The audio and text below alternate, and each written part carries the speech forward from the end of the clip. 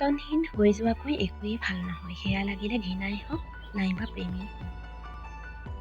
নিজৰ আত্মসন্মানক ইতিপূৰ্বে বন্ধকত থোৱা মানুহে আপোনাৰ সন্মানক কেতিয়াও সুৰক্ষিত কৰিব নোৱাৰে। নিজস্বতাখিনিক বাদ দি কেতিয়াও কাকো সন্তুষ্ট নকৰিবা।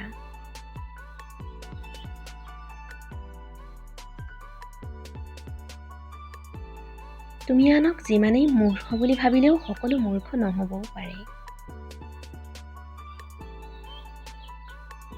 এতিয়া সকলো হ'বলৈ সহজ, কঠিন কেৱল মানুহ হ'বলৈ।